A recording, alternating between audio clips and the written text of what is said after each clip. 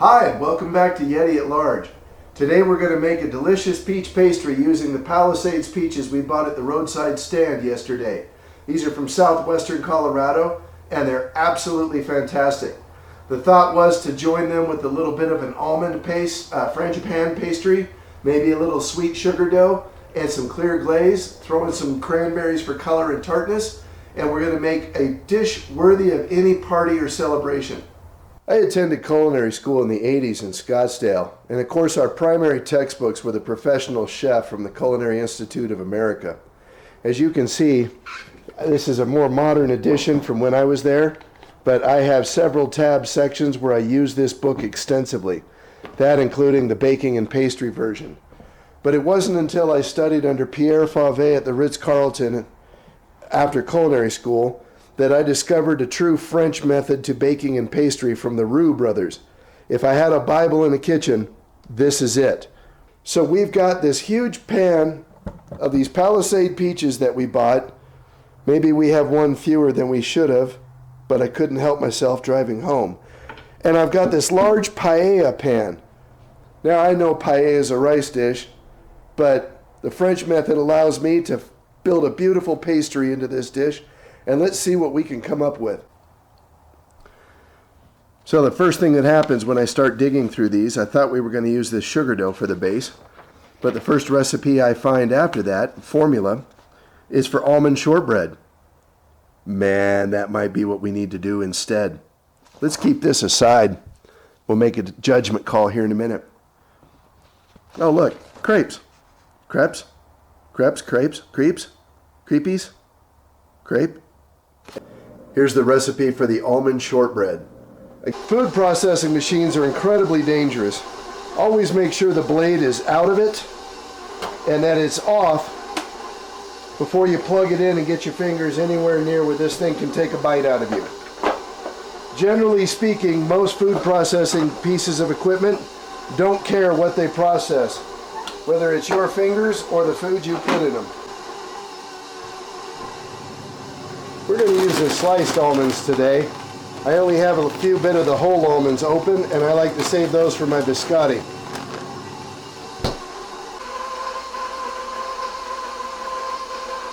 We're using an unblanched almond because I want the dirty color from the brown part of the skins. I think it makes it look kind of like a whole wheat thing. Put our safety block in. Want to be careful not to get these too hot or over pulse them because it'll bring the fats out in them and turn them to mush.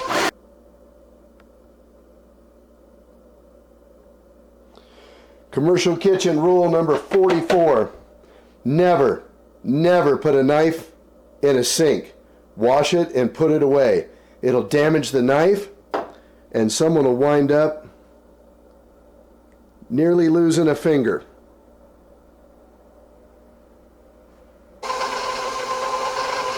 This butter is too cold to be able to manufacture a dough, and I don't want to play around with it too much.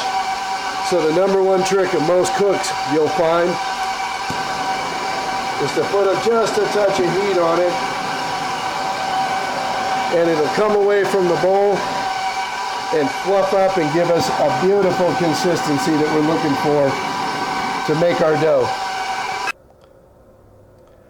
Small little technical thing I made is I left my parchment paper doubled up. Makes it hard to sift the flour without wasting a bunch of paper, and I don't want to do that. Offset spatula, again another super important tool in the bakery. You just use it to separate the paper.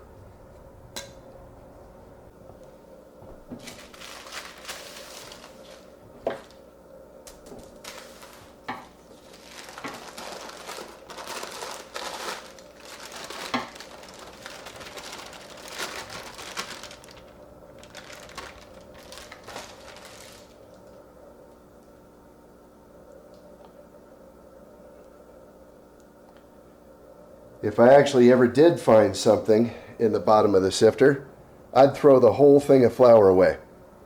But you can never be too careful. Plus it introduces a little static, which makes it mix really well. All right, I added my flour. I'm giving it just an extra turn because I want a little more structure to the dough because of the coarseness of the almonds. But that is it. Let's get it in a bowl and get it shaped up for the chill so we can roll it. And yeah, I'm recycling my paper. These had a couple of baguettes on it, but I want to get just a little flour on there so I get my dough a little shape. Let's turn the paper like this. And you can see I'll clean the back side of the bowl scraper. And I'm looking at the bottom of the mix for a dry spot down there where there's flour. Sometimes it doesn't get fully incorporated. If you get one of those, just take your bowl scraper or spoon or whatever you're using and kind of chop it back in and make it work for you. Got my hands a little damp so I can give this a little shape and not have the dough stick to my fingers. And I'm going to ask a question here, somewhat rhetorical. If we're going to make a round shape out of this, pie dough, whatever the case may be, tart ring, why would we store it and refrigerate it in a flat rectangle shape? Let's make it round now.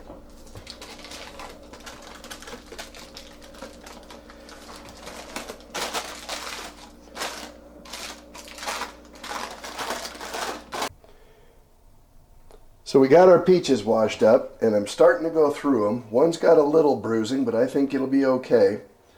These are great because they're freestone peaches, meaning the pits just come right clean.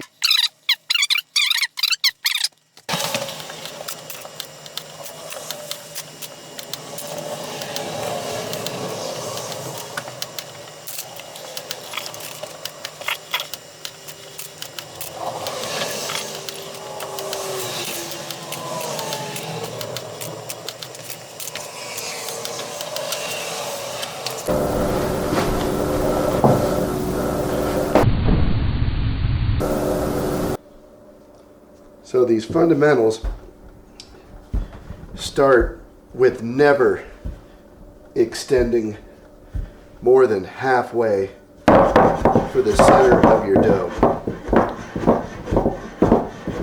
And accept that you're going to have to reshape and readjust frequently.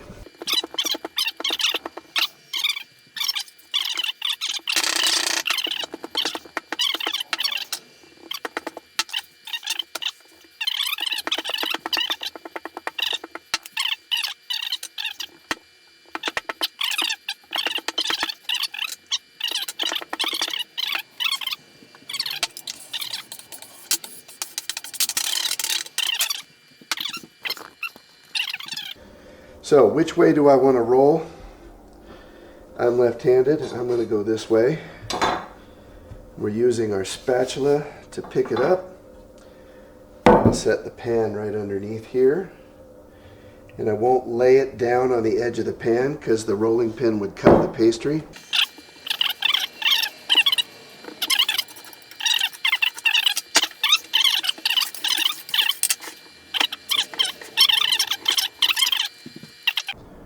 So here's a good scaled recipe. Pause it and write it down here.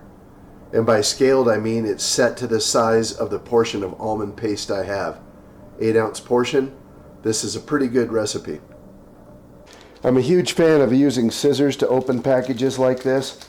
I always worry about losing something of the packaging in the food if you tear it and there's a ragged edge. Almond paste, butter, granulated sugar. This is locked down on the safety devices. I know a mixer may seem silly to call it dangerous, but these can be very dangerous. Be very careful with them. Start very slow and work your way up. Use a nice firm spatula or bowl scraper to keep the sides clean. So this is well creamed, and the smell of almond and vanilla have completely filled the entire house. Let's load it back up and add our eggs. I tend to never crack eggs directly into what I'm cooking. I always like to go into a cup and then into whatever I'm measuring or cooking, just to prevent any shells from getting in. It's a good habit to get into for food safety. I don't like eating shells. I add the eggs one at a time just to allow it to fluff a little bit. There's nothing magic about adding the flour to the frangipan because it's an unleavened cake, meaning there's no chemical leavening in this. So we're going to mix it, very slow speed, and then we'll just up the speed a little bit until we're sure that everything's fully incorporated, and then set that aside and we'll build our pastry.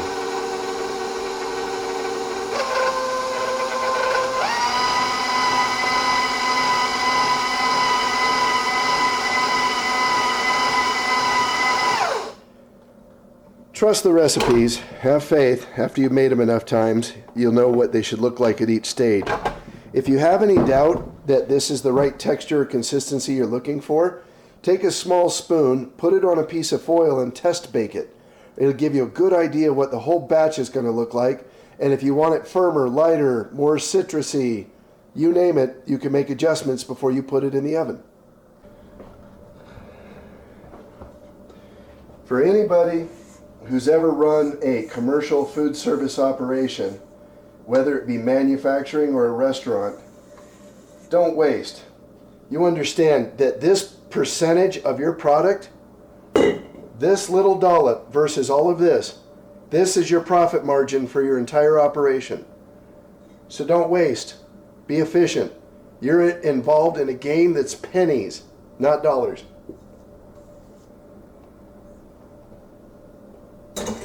And yeah, lick the spatula. I don't care if it's raw eggs. You make your own decisions. Anybody that's watched this show for more than 10 minutes knows that we're going to stop and do dishes.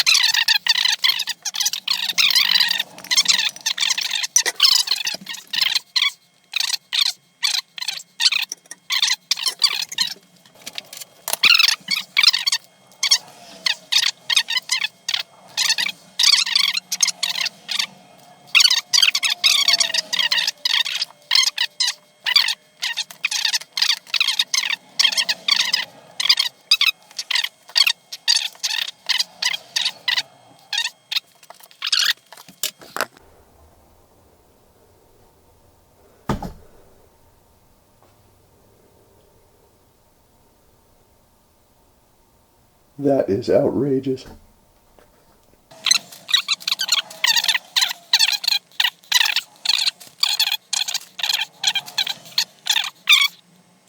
this point, we can call it a night. I can sleep. Because really all we got to do now is bake it in the morning. Kitchen's all cleaned up, so I feel good about that. Probably not going to go with the streusel because it would hide the peaches, and I really want them to be front and center. We are going to do a clear apricot style glaze to finish this. So we'll see you in the morning when we bake this thing low and slow. Good morning. Welcome back to Yeti at Large. Coffee's ready in our Bonneville Salt Flats cup. The pastry survived in the fridge beautifully overnight. Notice there's no water in between the fruit on the dough. I've got some gently melted butter, cinnamon, and sugar. Let's get her in a 350-degree oven.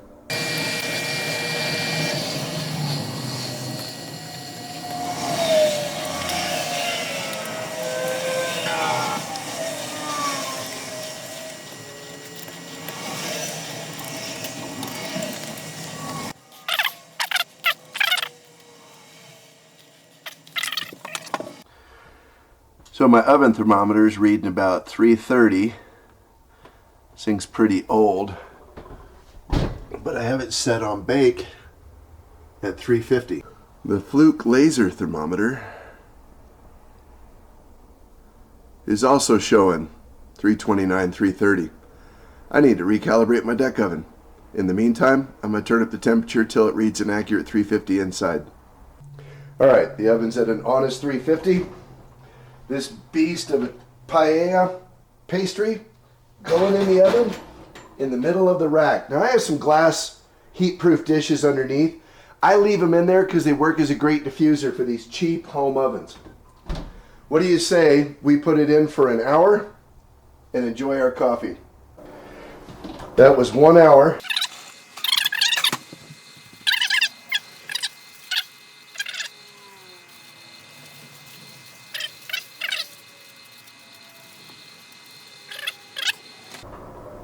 And we'll set it back in at 325. And see if that little seat belt doesn't protect the edge of the pastry from getting just a little darker than I want. Alrighty.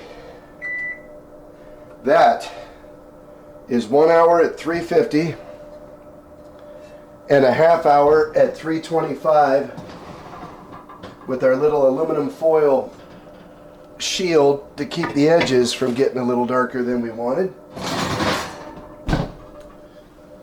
Oh my. And definitely respect how incredible this smells. So you can see we got a little color in the center. Got lift right now. It'll settle down a little bit as it cools. And you can see around the edges some of the juice is bubbling, but there's not too much juice in there. The pastry sank in just the slightest amount. It has a good color. Let's let this cool and get the glaze on it. I'm confident that it's baked all the way through. Alright, our glaze is about 185. It's ready to go. I think it's a good consistency. Our tart's about 100, 105. So it's cool enough that the glaze isn't going to soak right in, but warm enough that it's not just going to sit on top. I'm hoping to get a good 50-50. So a good example how I set up my station with my glaze so the drip will go right back in the pan. I've got it on a towel so I don't hurt my Formica countertops, and I can work off my cake wheel right on the edge. If you don't have all these tools, you can do without them. This glaze is available from specialty bakery shops on Amazon, or you can go to your local grocery store with please and thank you, and you'd be surprised if the bakers don't sell you a pint of it for $5 under open food.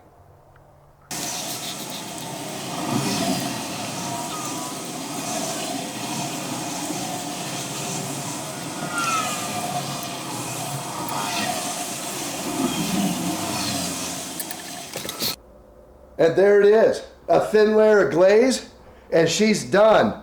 It's not even completely cool yet, and I can't wait. We got to rip into this monster. Can you even stand it? What have we done? So the point isn't necessarily to recreate this exact pastry. The point is to recognize those culinary opportunities you come along. The handful of stuff your neighbor gives you from their garden, the roadside stand, and to be able to take advantage of them. Focus on the method less than the recipe. But if you want to recreate this, you're a madman. Go right ahead.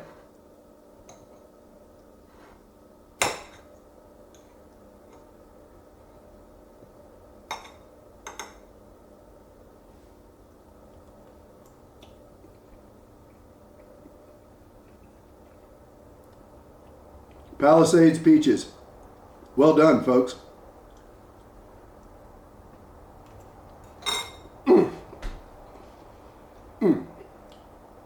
It doesn't even need ice cream.